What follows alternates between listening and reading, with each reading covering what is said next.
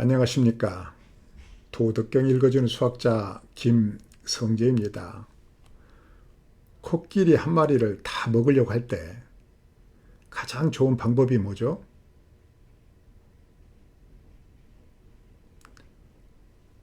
한 번에 한 입씩 먹는 것입니다. 현대 사회에서 조급함을 버리고 차근차근 꾸준히 나아가는 것이 가장 효율적이고 또 가장 요구되는 방법일 때가 많습니다. 사람이 사는 세상도 이와 같은 모양으로 발전해 왔어요. 한 번에 하나씩 개선되면서 현대사회가 이루어지고 현대사회는 개인의 인권이 가장 우선시되는 그런 세상이 된 것입니다. 노자가 살던 시대에는 백성들은 두 가지를 조심해야 했어요. 하나는 나리들, 관직에 있는 사람들, 왕을 포함해서요. 이런 사람들을 노하게 해서는 안 되죠.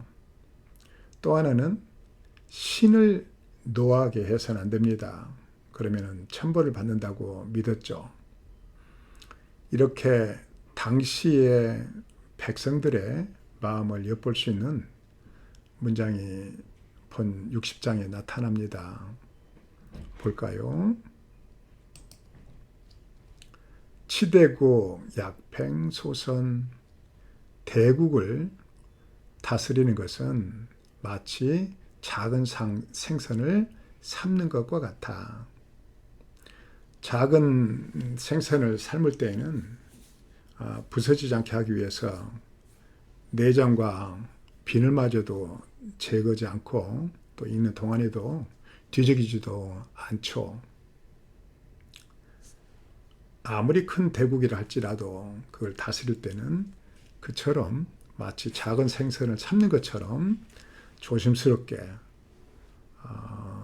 조급함을 버리고 차근차근 일을 해나가야 된다는 의미입니다.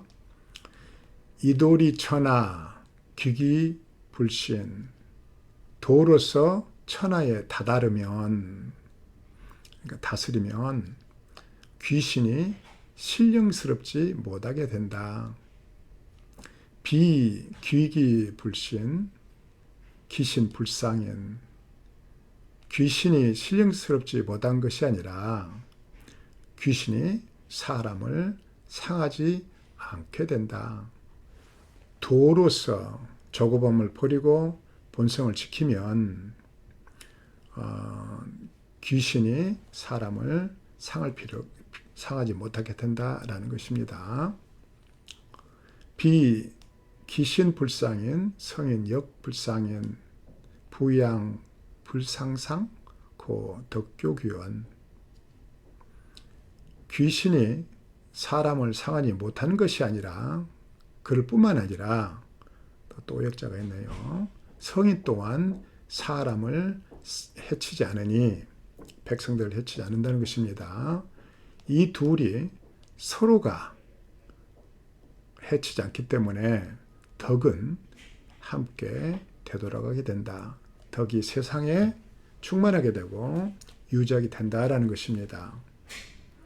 도로서 도를 따르면서 조급함을 버리고 참된 본성을 지키면 귀신을 섬기지 않아도 두려워할 것이 없다라는 말입니다. 그렇게 되면은 세상에 덕이 충만하게 되고 또 유지되면서 만물이 모두 다 귀하게 된다라는 것입니다. 요지는 대국을 다스림에 있어 작은 생선을 삶듯 조급함을 버리고 본성을 지켜라 라는 것입니다. 그렇게 되면은 귀신마저도 두려워할 것이 없다.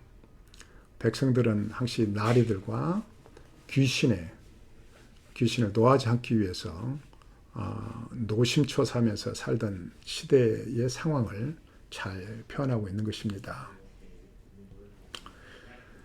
퇴계 선생의 말을 좀 해볼까요? 이황 퇴계 선생은 조선 중기 문신이죠. 또 학자로 부인 사랑이 아주 남달랐던 사람입니다. 근데 첫 부인인 허 씨가 일찍 죽어서 권 씨와 이제 재혼을 했는데 권 씨 부인은 여러모로 부족한 점이 많아 실수가 잦았다고 합니다. 그럴 때마다 퇴계 선생은 부인을 감싸 주었죠. 한 번은 권 씨 부인이 제사도 지내기 전에 제사상의 음식을 먹고 상 밑으로 떨어진 배를 치마 속에 숨겼다고 합니다. 그걸 본 주위 사람들이 비난하자 퇴계 선생은 부인을 감싸 주었을 뿐만 아니라 제사가 끝난 뒤 부인을 위해서 그 배를 손수 깎아 주었다고 합니다. 제가 어렸을 때 서당에서 공부를 했는데 훈장님으로부터 들은 이야기 하나를 더 해보겠습니다. 퇴계 선생은 설날 권 씨 부인이 지은 새 저고리를 선물로 받았어요. 입어보니까 왼 소매는 길고 그래서 손이 보이지 않을 정도로 길고 오른 소매는 너무 짧아서 이 팔뚝이 반 이상이 이제 바깥으로 나오는 경우가 생겼죠. 근데 그걸 입고 이제 제자들 앞에 서니까 제자들이 의아하게 여기고 쳐다볼 거 아니에요. 그러니까 이제 퇴계 선생이 자랑을 합니다.